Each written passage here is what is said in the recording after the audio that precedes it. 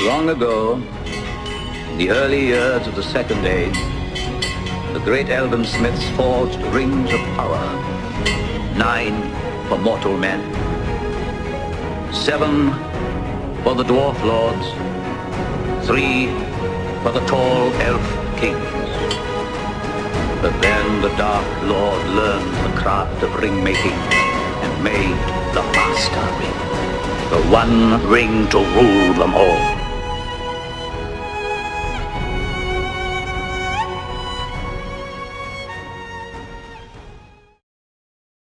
G'day, Tragic here, and it is time for the first couple of turns of Lord of the Rings. Now, a couple of things before we continue. One, now in a normal game, Sauron starts on space 12, but it actually says in the Friends and Foes rules, which I didn't realise, to start on 15 due to the extra mechanics. And it says so right here, Sauron on space 15. So that's good, because I was really worried. Okay, so we are at Bag End, and the game comes with these great little flavour text, which I'm going to read out as we enter each zone. They're a little long, but this game is all about the theme, so let's do it, shall we? Gandalf, a wizard, tells Frodo about the magical elven rings, and that his is the one ring to rule them all. The Dark Lord Sauron forged it long ago, but thought it destroyed. Now he has felt its return and searches for the ring, seeking to draw it to himself in Mordor. If successful, Sauron will rule all of Middle-earth. Frodo must take the ring east to Rivendell, where its fates can be decided. Sauron has sent his 9 Black Rhizors, the Nazgul, to search Middle-earth for the ring. He has recently heard of the name Baggins and has directed the Nazgul to the Shire. Frodo must move quickly and secretly. Sam, his gardener, and 2 other hobbit friends, Merry and Pippi, accompany him. Fatter Blogger, a 5th hobbit, stays behind to cover their tracks. The hobbits reach the village of Bree, where they spend the night on the Prancing Pony Inn. Frodo entertains the locals with a song, but inadvertently puts on the ring and instantly disappears, causing quite a stir. Strider, a ranger, reveals himself to be Aragorn, the rightful king of Gondor, and offers help. Merry, meanwhile, has spotted black riders in the village, and the hobbits decide it is unsafe to sleep in their room. A wise decision, as the night the room is attacked and the bedding slashed. The hobbits leave Bree and head towards Wintertop, where they hope to meet Gandalf. They find him gone, but are ambushed by the Nazgul. Frodo feels compelled to put on the ring, but this only makes him more visible to the enemy. One stabs him with an evil blade, and Frodo is seriously wounded. Aragorn fights off the Nazgul with the fire as they escape. Frodo's wounds worsen, and he needs to reach safety quickly. As the party races across the ford and enter Rivendell, they are pursued by all 9 Nazgul. Just as Frodo is about to be captured, the river rises and carries the Black Riders away. Whoa, that's a little bit full on. Okay, so what are we doing here? So all the hobbits are hanging around nice and peaceful, uncorrupted at Space Zero in Bag End. And Gandalf is going to come over and really upset them all with this quest. And what we've got to do to move to Bree, we have to complete these tasks. And these are very, very simple. Basically, we all get 6 cards. The ring wearer chooses to roll the dice, which I'm going to do. And then we have to avoid the Nazgul by discarding some hiding icons. So let's do that. Now here are my little dudes, and what I'm going to try and do is I've got to keep them all separate. So I'm not going to play with a single hand, but I have seen people play this game like that. I'm going to try and play as if I'm multiple people. Okay. By the way, Frodo is the ring bearer. 1, 2, 3, 4, 5. 2, 2, 2, 2, 2, 3, 3, 3, 3, 3, 4, 4, 4, 5, 5, 5. 5, 5, 6, 6, 6, 6, 6. Okay, so I've done some adjusting to the table. Hopefully this is going to be a little bit better. So what I've done is I've consolidated all the location cards into a single deck to save room. And I just basically moved everything up the table. Now hopefully it's not going to be too hard for the camera to see. I will be doing zoom ins. The main reason is I wanted to play with the hands open. So I've dealt the 6 cards and I've placed each individual card that is different in a separate line so you can see who holds what. Because a lot of effects in this game can be played by all players. So it's good to have the hand open for you guys. And yeah, I might move the Isengard board. I might move the boards points down a bit into this kind of space at some point. Anyway, so we have done the first thing. Everyone gets their 6th card, and now we have to do this pre-quest thing. And we're actually going to do this. So Frodo is now going to roll the die. Okay, so let's hope for blank.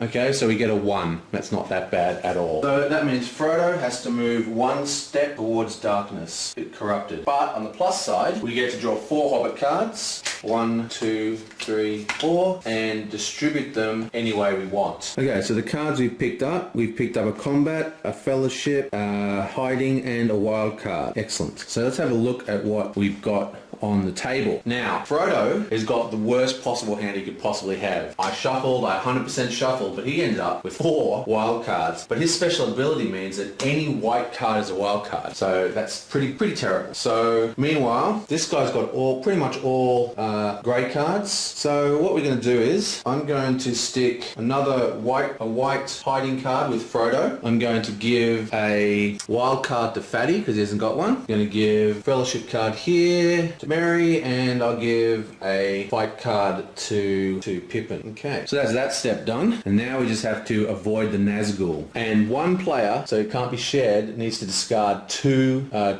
hiding resources, and we should be easily able to do that.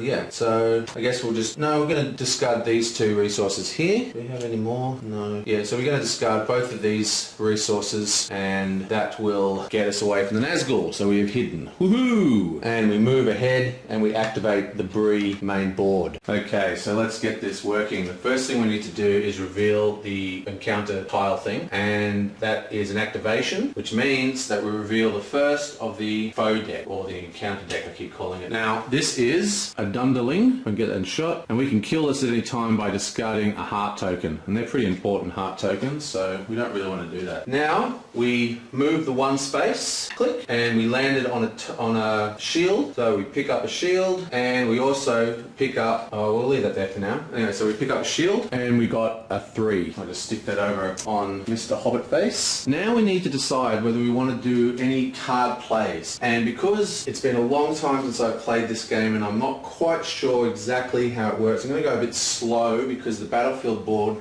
can really get away from you really fast. So we are not going to play cards, and instead we're going to use the ability to cleanse Frodo a little bit and move him 1 back from evil. And now that that's all done, you pick up all the cards we were going to use, and of course we grab this one because we only moved 1 space. And what we have here is a white sword which activates this guy. He's particularly nasty. He has the charge symbol. I'll get to that in a sec. And he appears on track 2. Right? Yeah, track 2. Okay, so what this means is that let's just quickly go through the board. Now the red, get rid of that. The red is where the monsters are going to naturally move. Okay, so his natural movement like that. Okay. Now the way it works is that these guys, if we block an area, it moves along the white. Okay, and every time it moves into a space with one of these icons, something will happen. Some bad habit. For example, this one we move towards Sauron. The Hobbit moves towards Sauron. This one we roll a dice. This one we draw another pile. Now this one is vanish, which means the guy will disappear off the board,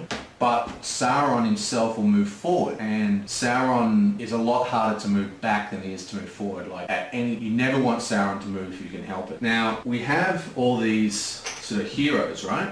And these cannot be moved once you're placed on the board. So what we're doing here, it's kind of like a game of interception. So we can play a hero, say here, and then he's there until he gets knocked off the board. And once he's knocked off, he's completely out of the game until the new battle board is formed. Okay? So what this means is that you've got to be very, very careful about where you're going to put your characters. Now they all have different abilities that I'll go into a bit later, and they all cost different amounts of things to activate. Like for example, Aragorn here, he costs 3 fight icons to place on the board. Gandalf costs 2 fight icons, 2 wild card. Anyway, so here we are, and we have this guy here. Now when he's killed, we get 2 shields, that's what this is, and he has a lightning icon, which means that he can do something called charging. Now charging is pretty annoying. Basically, if I put this guy here, he is now blocked and he can't actually move in that direction. but because he has charge, he'll actually move in that direction, kill this guy. Pretty harsh. Now I have to decide whether I want to put down a character. So we've got to look and kind of predict where this guy's going to go. If he moves in here, we move down the track. It's not too bad. If he moves into here, we can kill him by just discarding cards. Okay? So if we are willing to take 1 damage, we will moving up the corruption track. We can kill him when he gets to here, no worries, before he gets to the Sauron. So I'm not too worried about this guy because we can fix that damage by moving 1 backwards. So I think that's what we're going to do. We're not going to place any heroes and we're just going to leave that there, and this now gets discarded. Stick that up here. Okay, so it's Sam's turn now, and we now just sort of repeat what we did. Let's flip this guy over. Okay, so it's an activity marker, which means we reveal the new foe card, and it's Grishnakin, Captain of the Dark Tower, and we have to discard a yellow card to get rid of him, so he's not good at all. Right, he comes, and he moves 1 along the hidden track and draws shield. It's another 3. Now it is his turn to decide what he wants to do. He's going to play another hidden, and he's going to play a wild card to make that a second hidden, and he's going to go 1, 2 and pick up a heart and a sun token. Okay, so he gets a sun and a heart token, which is all very, very well and good, and that's the end of his turn. Now we'll activate Mary. Sweet. Oh, it's a sundial. Not good. Now that means that the event marker moves down. Okay, now when the event marker moves down, we do not draw a foe card, I believe. Yes, that is correct. You only reveal a foe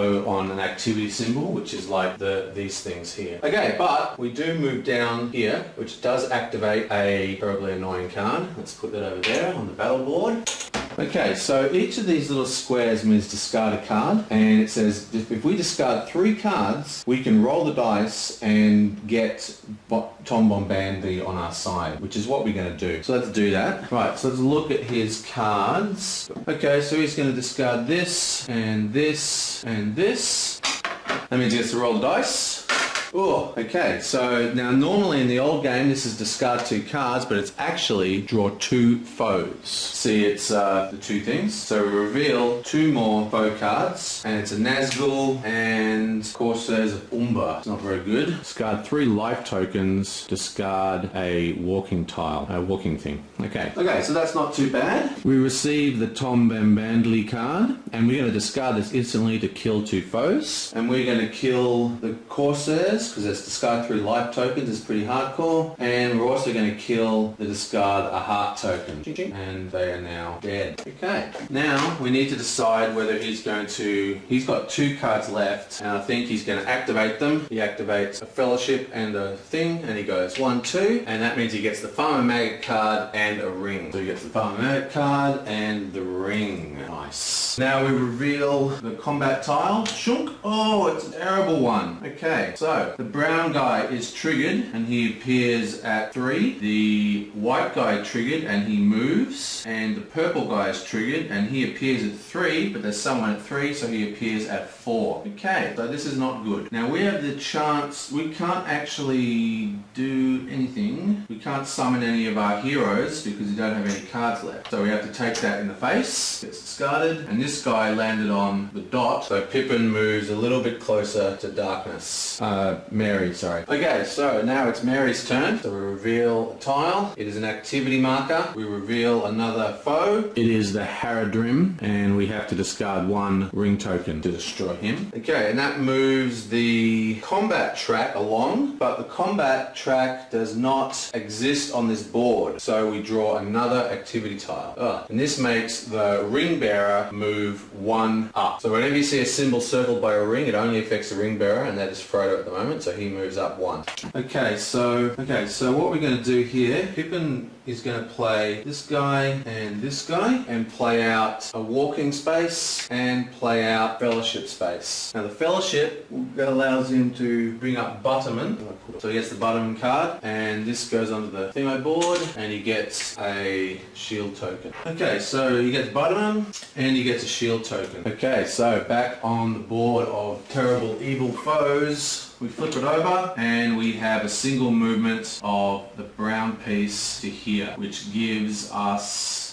means that the ring holder needs to roll the dice. Okay, so Oh, has to move 3 spaces. This is not good. 1, 2, 3. Right, so let's just clear up that. And now it is Fatty's turn. Flip over a card. He gets to move the hidden track. Puts it up 1, and he gets a heart, like so. Okay, so he's going to play out 1, 2. Actually, he's going to play out these 2, which is going to send him here. Gets another ring. And he's also going to move along here, which gets him a sun. So he picks up a ring and a sun. And now he has all of the friendship cards to prove that he's a good soul. Now, so he's got he's doing his burden, he's loving his heart, and he's got a happy disposition, whatever they mean. But anyway, if you have 3 of these at the end of the turn, you don't advance up the corruption track. So he's pretty much got all of his things, but we do have to activate the battle board now. Okay, so we activate the battle board, and it's green, so he comes onto the board at position 2, and that's the end of that. Now, that, my friends, is the end of the first turn. What I might do, is there anything over here? Discard a yellow card, discard 2 walkers, discard a ring token. Okay, so I'm not actually going to do anything else, and that is the end of the first round of turns. Now, I know that was a little bit slow, but it'll speed up as it goes, like it did with Arkham Horror once. Not only once it's more comfortable for the viewers to, for you guys to see it, but also so it's more comfortable for me. You've got to remember, I haven't played this game in a long time, so there's a lot of looking at the manual between the cuts that you're seeing. But yeah, I'm pretty sure that all went down right. And what I'll trying to end up doing is going to try and do whole, maybe 2 or 3 cycles of turns in one video towards the end. But yeah, so that gives you an idea of the first turn anyway. And as you can see, it's a fairly brutal game. There's a lot of decision making, a lot of forced decisions, and a lot of very heavy chosen decisions. Now, one thing I didn't tell you is that these Gandalf cards are one use only. Same with these secondary power cards. As soon as you use them, they're gone from the entire game. So you've got to be very careful about them. Okay, so yeah, the end of that turn. Let's see you next time. Long ago, in the early years of the Second Age, the great elven smiths forged rings of power. 9 for mortal men, 7 for the dwarf lords, 3 for the tall elf kings. But then the Dark Lord learned the craft of ring making and made the Master Ring, the one ring to rule them all.